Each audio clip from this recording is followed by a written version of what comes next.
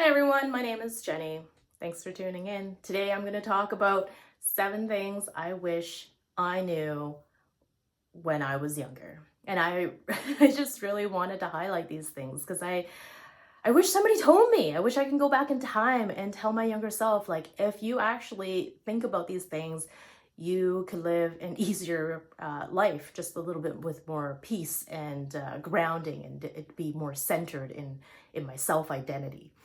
So the first thing that I would love to share is you do you. I used to travel a lot and I became one of those people who are like, I want to travel by myself because when I want to go shopping, I'm going to go shopping. And when I want to go and explore the cultural things and hang out in temples and feel the energy and not be rushed or be on a tour, I'm going to go do that. And if I feel like I want to wake up at 10 and then roll out of bed and stroll down the block for an hour and a half to find that perfect restaurant that calls to me, I'm going to do that. But before I was able to adopt that, I would people please. Oh, okay, we'll eat at the restaurant you want to eat at. Oh, okay, we'll watch the movie you want to watch. Okay, we'll go to the bar that you want to go to. And I'll just keep and it felt so defeating, and I was doing myself a disservice and I wasn't advocating for myself. And so always remember, you do you. And when I took that on, I was like, yes. And it was so much easier for me to say, no, I don't want to go on a 4 a.m. morning mountain hike with you and pay however many dollars to do something I don't feel aligned with. Now, if somebody does come and say like, hey, do you want to go and visit this Pokemon cafe in Japan? And it totally aligns with me. And yes. And then you can feel it because it's like a hell yes, right? So you do you. You listen to that voice that says, yes, I want to, or no, you do you and I'll do me. So 2, always work harder on yourself than your job. This is something that my partner holds dear into his embodiment and his self-growth, and I've really been able to see the magic that it holds, the power that it holds, and why it's so important. We spend a lot of time exchanging our time for money. And when we exchange our time for money, we give the value to our job. There's a value, there's an exchange for our time and for our energy. So if you're making, let's say $20 an hour and you love your job, that's awesome. Now, if you're making $20 an hour and you don't love your job, then what should we be working on? Let's work harder on ourselves so we can either feel good with the money that we are making, feel good at the job that we're at, or understand this is a time to pivot, this doesn't align with me. So how does that work? It's just looking at, am I spending more time and more effort worrying about my job, bringing it home, not setting strong boundaries? And then is that depleting from who I am, my self-growth, and how important that is to me? So am I working harder on myself than I am at my job? So a prime example that I'm doing right now is social media was my job at one point, and it was taking away from my personal growth. I was doom scrolling and fixating on views, and Instagram took over my life. And I'll be really honest, for a couple months there, it was very absorbing, and it was like all encompassing. I'm like, whoa, what am I doing? How did I fall into this trap here? And I turned it into a job, and it was no longer fun. So I had to come back and recalibrate. So what I ended up doing was I deleted Instagram off my phone entirely. I have not logged on in, I think this is 8 days now, and it's going to continue to roll that way. And during this time, I am reclaiming that time for myself, whatever that is that I want to do. So work harder on yourself than your job. 3, is this in my locus of control? Now, this was actually a really interesting conversation that came through. I had a really dear friend call me and say, I'm lacking in energy. and I want to shift the time that I have to start work, and I might be able to advocate for this. And I'm like, awesome, awesome. Always advocate for your perfect ideal schedule. And this is why, you know, when we make content, it's awesome because we can do it at 3 a.m. or 3 in the afternoon. So how does that shift, right? That is a external locus of control. Is your boss or your manager, whoever it is, are they actually going to be like, okay, you want to come in at noon every day, and right now you're coming in at 8:30. I'm going to say no. Now, that's because it's an external locus of control. You cannot actually control what they say, no matter how hard or how much you advocate for yourself, which is unfortunate. But you can still obtain that. So I asked, you know, a deeper question, like, what is it that we want to cultivate? And he's like, well, lacking of energy. I'm like, okay, well, what's in your locus of control? How do we give you more energy? What is that internal locus of control? That's if you have vices, that could be coffee, nicotine, any other stimulants. What else are we utilizing? Are we using downers? Are we like smoking weed and drinking alcohol? And there's other habits, you know, that, you know, we might be using as a coping mechanism or trying to find energy within that substance. So is that in your locus of control? Yes. What else is in your locus of control if you wanted more energy? Sleep, exercise, right? Healthy sleep routine is huge. That is one of the biggest, most important things. The blue light, and then going forward, you know, like, is your room dark? Is it quiet? Is this how you like to sleep? Do you have an eye mask? What about earplugs?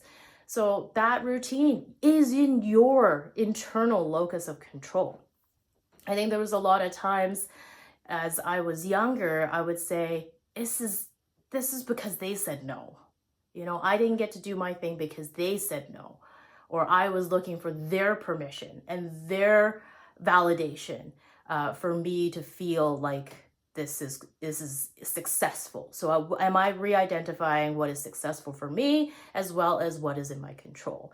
So to regain energy, you know, I could ask my boss, can I come in at noon? And they're gonna say, I don't think so. Or can I cultivate more energy so I feel better to wake up and be there at 8:30 in the morning? Yeah, let's reduce how much coffee and tea and sleep better and exercise a little bit, maybe deep breathing, go outside, whatever it is that energizes you, right? It could be playing music and dancing. Yeah, so number 4 is you could do it now. You really can just do it now. This is one of the most important things that I had known. You can just, my partner calls it pulling the trigger or sending it, right? I didn't know really what this looked like. I just kind of did things like through my intuition. Whenever something called to me, I was like, ooh, I'm going to grapple on that. I'm just going to grab that and I'm going to take that opportunity. I'm going to sign up for that course. I'm going to get on that plane and I'm going to go traveling. Now, that's awesome. But how do you cultivate that? How do I tell my younger self? Well, it's as simple as a rocket ship. A rocket ship, right before it takes off, we do a countdown. 5, 4, 3, 2, 1. Do the thing. So that could be hitting play, making your content. That could be signing up for that course, paying the money to invest in yourself, whatever that looks like. And I think now that I'm older, I don't care as much about what other people think. So I'm able to just count down, have the blast off, do the thing, right? 5, is it me? Is it me? When I get upset and I think about like, oh, should I have not have said that thing? Is it me? Is that something that is coming from me or is it coming from them? My dog just opened the door.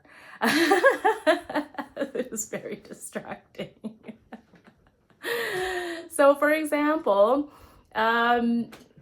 I'm going to take the dog, for example. So the dog is barking at me and it's barking at me. And what does it want me to do? And am I getting frustrated? Yes, I'm getting frustrated. I want to record this video. I would love this time and space. Now, if it bothers me, then it is a me problem. Now, if it bothers her, then it is, you know, a her problem. Obviously, it's not bothering her. She just wants my attention and she wants me to play with her. So if it bothers me and I'm irritated and I'm frustrated at the fact that she wants my attention, then it's me. I got to check myself. How do I make peace with that, or how do I change the situation so the energies are shifted so I can either calm her down or let her outside, right? 6 is don't do the negative self-talk. Can we unsubscribe from that? Let's not do that. I made a rule. I adapted it from a wonderful lady at work who sets really strong boundaries. And she said, no negative self-talk in my car. And I was like, whoa, light bulb. And that light bulb went off. And I was like, I have actually adopted that into my life. I used to suffer a lot from depression and anxiety and a lot of apocalypse now thinking. And it was not good for me. It was very self-deprecating. It was very unkind. I bullied myself, and it made me a really, really sad, depressed individual with very ugly and dark thoughts. And I'm not shunning that part of myself in any way. I have fully accepted her and given her lots of self-compassion. But one of the big things to continue with that self-compassion is I don't subscribe to the negative self-talk. And you can hear in my voice, like, I love myself. I love my life. I love what I do. I am happy with what I have. I am very grateful. Or I can go down the rabbit hole and being like, I don't have enough. I'm so poor. Oh, I wish I didn't have to drive and commute for my job. Like, there's so many things that I could be talking about. But is that really benefiting me? No, the negative self-talk does not benefit me. I'm not saying you cannot vent, rant, or rave about something that you're really passionate about, but don't belittle yourself. Do your very, very best to show yourself that compassion, that self-compassion. It's so valuable. Last thing is slow down. I talk really fast sometimes and people are like, you gotta slow down. I'm like, yeah, I do. I know, I have to slow down. But this is like slowing down with your family and taking those extra moments where you just say, yeah, I'm going to hold your hand a little bit longer. I'm going to kiss you a little longer. I'm going to stay up a little bit longer and just stare at you and just really enjoy those moments. Step outside, what it is, take a deep, slow breath and really soak that in. However it means to slow down for you, having a bath, getting a massage, just being more deliberate, putting your phone down, slow down. Be with the ones that you love. Be with yourself. Make that space. There's nothing wrong with silence. It's a very beautiful place to be. I would love to hear what you would tell your younger self.